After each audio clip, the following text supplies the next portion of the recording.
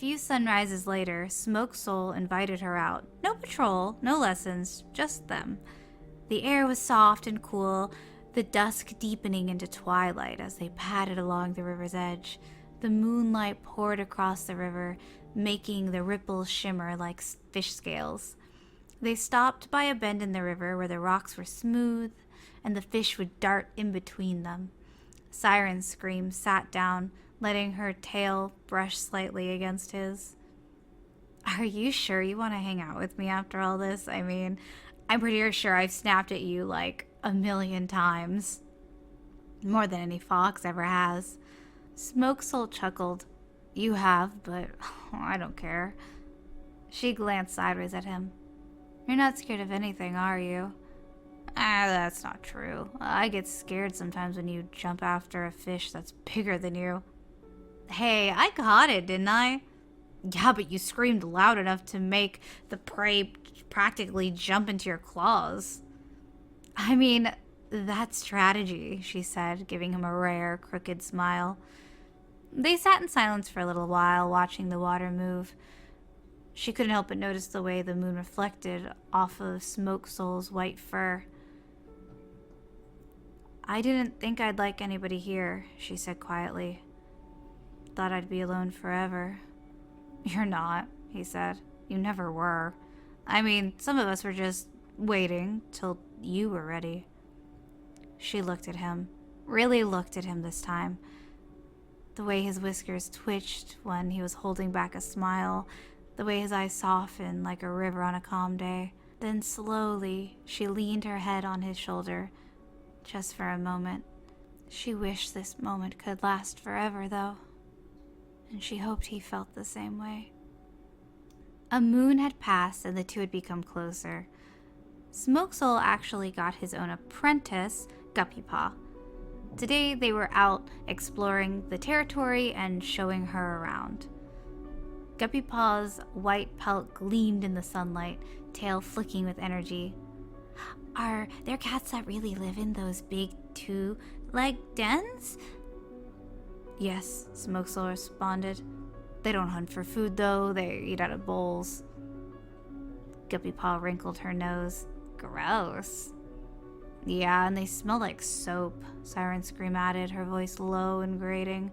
And they talk too loud. You've been there before? The apprentice said, glancing up with her bright blue eyes. Sirenscream paused, the glance drifting towards the houses. A long time ago, and didn't want to say more. They moved farther into the outer edges of the fence. Guppy Paw suddenly stopped, her nose twitching. Mouse, she whispered. Stay close, this isn't RiverClan land, but Guppy was already moving. Crouched low and eager, she began weaving through the ferns, following the scent. Guppy Paw! Sirenscream hissed, but it was too late. There was a snap and a scuffle of paws, and then suddenly 3 kitty pets burst from beneath the garden wall, young, lean, and full of energy and sharp teeth. They all had collars and smelled of perfume, but their eyes were wild, and without hesitation they pounced on Guppy Paw, almost like dogs. Screams and yowls filled the air. Get off of her! Sirenscream's voice split like thunder. She moved without a thought, her body going on instinct. She slammed into one of the kitty pets, her claws unsheathed and teeth snapping. Another turned to face her, but she raked her claws against the flank, and it ran off. The third was a wiry black cat with green eyes, and he lunged at her, and she met him mid-air with a screech that shook the leaves from the trees. She struck him once, but it was hard, too hard. The Black Tom crumpled at her feet and went still and silent. The fight was over. The 2 remaining kitty pets fled, yowling in terror, and left their friend behind. Sirenscream stood frozen, panting. Her claws were wet with blood, her heart beating out of her chest. Guppy Paw huddled beneath Smoke Soul, her white fur with bits of blood in it. The apprentice stared and shook, eyes wide, horrified. Smoke Soul's voice came quietly, but shaken. Siren? She turned to look at him. His fur was bristled. His eyes were wide. He wasn't afraid of the kitty pet, he was afraid of her. Sirenscream felt the weight of what she had done settled into her chest, and it felt like stones at the bottom of a river. I didn't mean to, she rasped. I didn't. He was hurting her. Smoke Soul stepped forward and gently tried to comfort her. I know. They stood in silence for a few moments before snapping out of it. We should get out of here. Sirenscream nodded. Are you hurt? She asked Guppypaw, who shook her head. No, but he is. Sirenscream's eyes widened and she ran off towards the camp.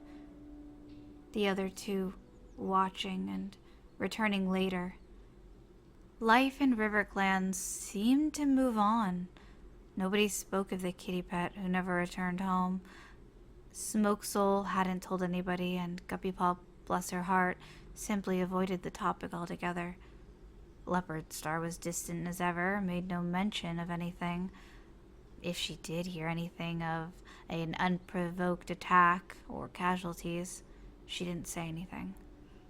Sirenscream just played along. She hunted, she patrolled, she slept. But when she tried to sleep, it brought her no peace. It did bring the forest.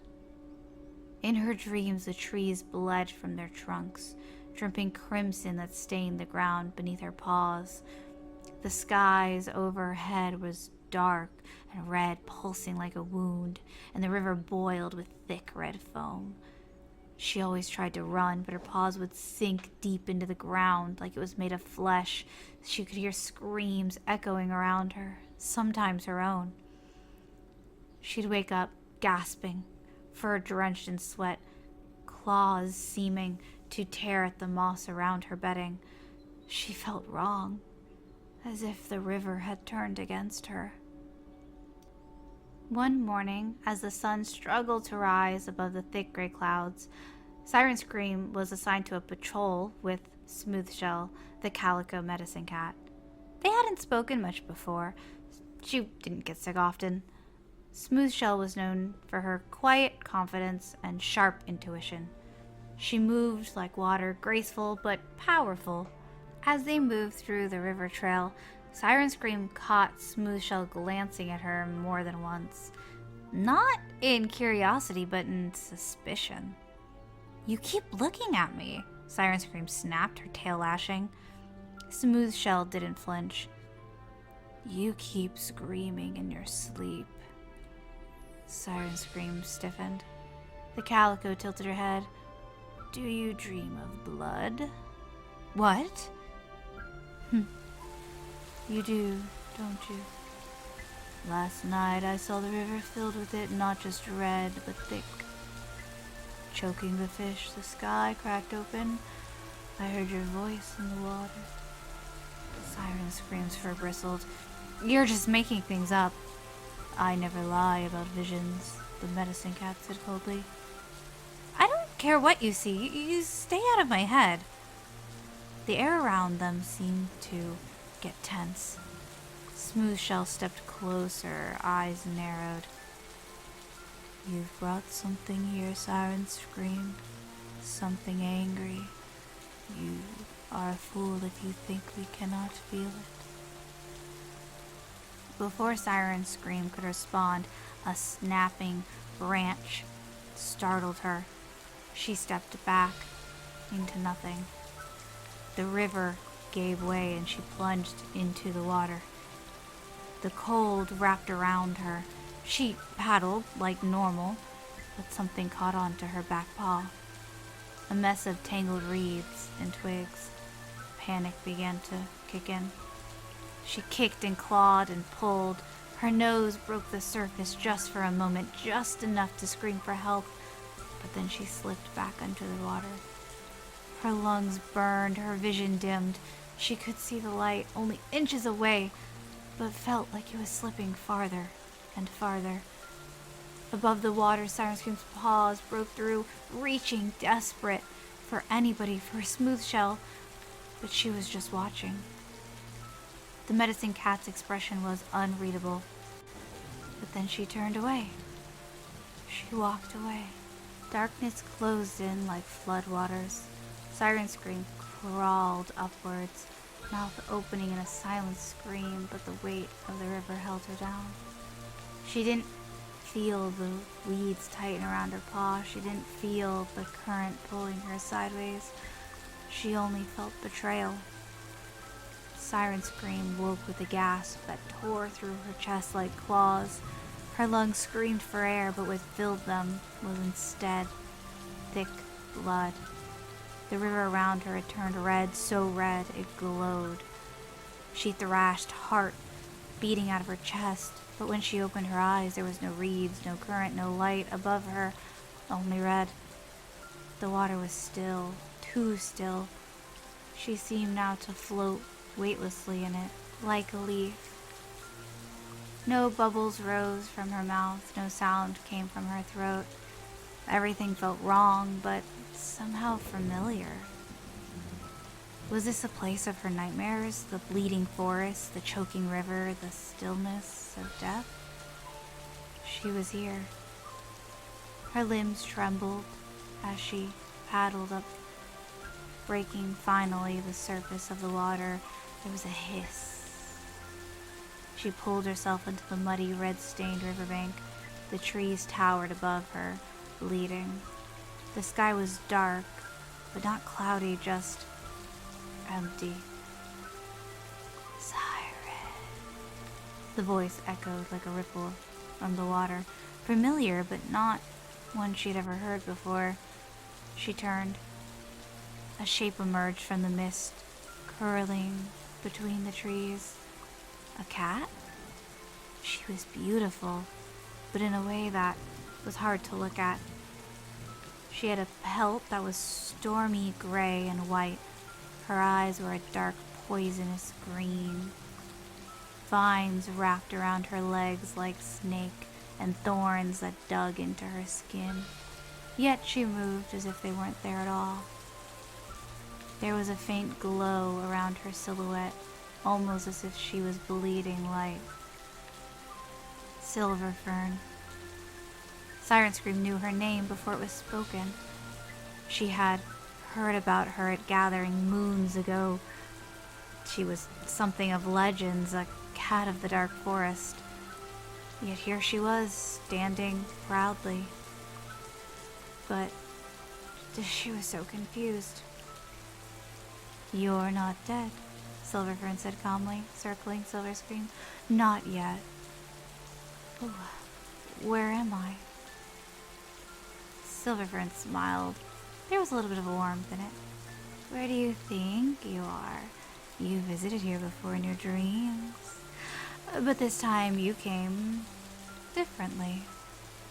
"I drowned." "Well, you nearly did," Silverfern said, brushing her tail across the river's surface, blood rippling rings around it. "I watched it all. Smooth shell let you fall, saw what you were becoming, and it frightened her. She left me to die." Yeah," Silverfern said simply. Then stretched. There was a long pause. "You're lucky my father rules this part of the forest." But then was cut off. "Your father?" Silverfern dipped her head respectfully towards the woods behind her. "He doesn't show himself often, but everything here bends to him. This is the dark forest." Silverscream. "Starclan doesn't reach us here." Are you saying I'm dead?" Silverfern's laugh was soft, low. "Not quite, but you could have been. And that's where my father comes in. He was curious. He let me save you." "Why?" "Because you don't fear the darkness. You wield it like a weapon. Most cats fear hurting each other, but you don't. That makes you dangerous and very useful." Sirenscream lowered her head. I don't want any of this. Oh, I know, Silverfern said, padding closer. You're not like the others who came here. But you're a little like me. It is a shame that you died so young. You said I wasn't dead. Well, it's complicated. Not completely. You're like in between. You're teetering back and forth. Because I've decided to break the rules a little bit. What rules? Sirenscream asked. Silverfern touched her paw to her chest. I'm gonna send you back. Not fully, but enough. You will be able to swim the rivers again and see the ones you've left behind. Hope flared in Sirenscream's chest, but then just as fast it withered. There's a catch, isn't there? She asked. Oh yeah, you'll always be underwater. You will never breathe air again. You'll live like a shadow in the river, half seen, half remembered. They won't really know if you're a ghost or just a weird fish. Sirenscream looked at her paws, blood soaking into her fur. Will they miss me? Silverfern didn't answer. Sirenscream closed her eyes. One face came to her.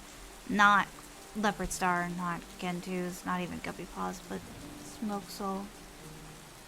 His green eyes, the warmth of his fur.